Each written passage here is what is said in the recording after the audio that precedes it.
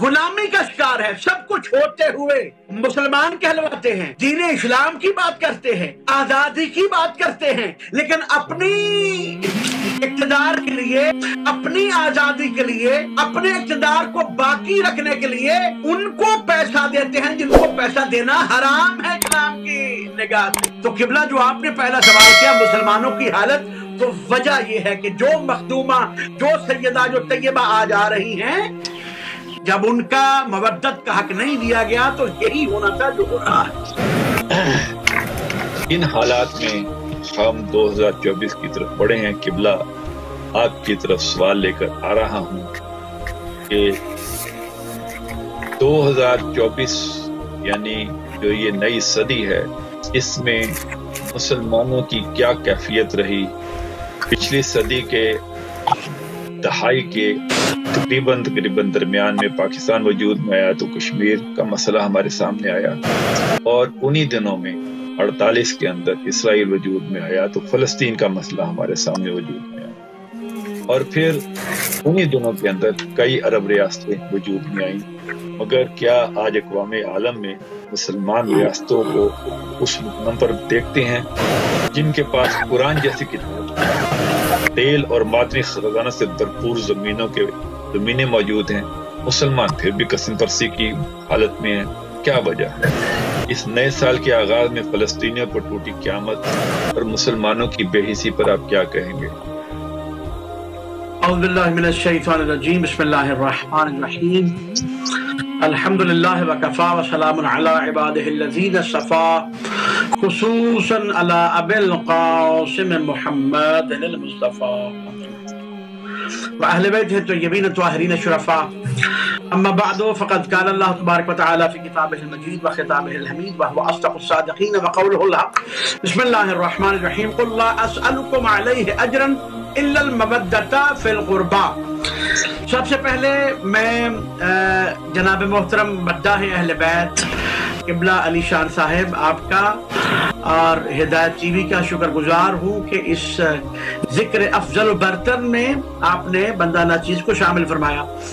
اور اس کے ساتھ ساتھ میں آج کے جشن کی مبارکباد پیش کرتا ہوں آپ کی خدمت میں، مومنین جہان کی خدمت میں،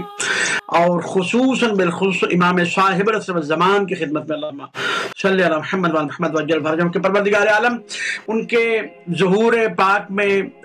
تعجیل فرمائے، بحق کے سیدہ طیبہ طاہرہ فاطمہ الزہرا سلام اللہ علیہا۔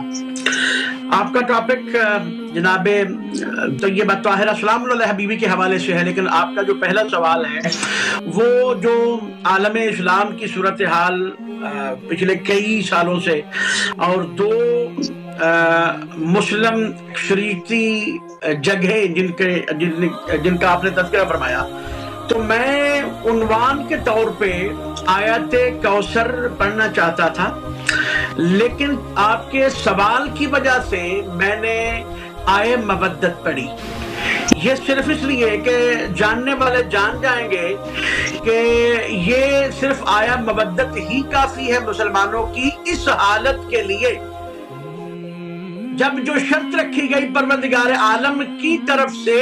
کہ تمہارا اسلام تب قبول ہے، تمہاری نماز تب قبول ہے، تمہارا قرآن تب قبول ہے جب جو شرط رکھ دی گئی ہے، قُلْ لَا أَسْأَلُكُمْ عَلَيْهِ أَجْرًا إِلَّا الْمَوَدَّةَ فِي الْقُرْبَى۔ تم نے قربا سے مودت کرنی ہے، اور تم نے مودت کیا کرنی تھی؟ یہ میں کوئی کافروں سے مخاطب ہوں، یہ میں کوئی مشرکوں سے مخاطب ہوں، یہ میں کوئی بے دینوں سے مخاطب ہوں، میں مسلمانوں سے 1400 سال سے لے کر آج تک کے مسلمانوں سے مخاطب ہو کے کہتا ہوں تم نے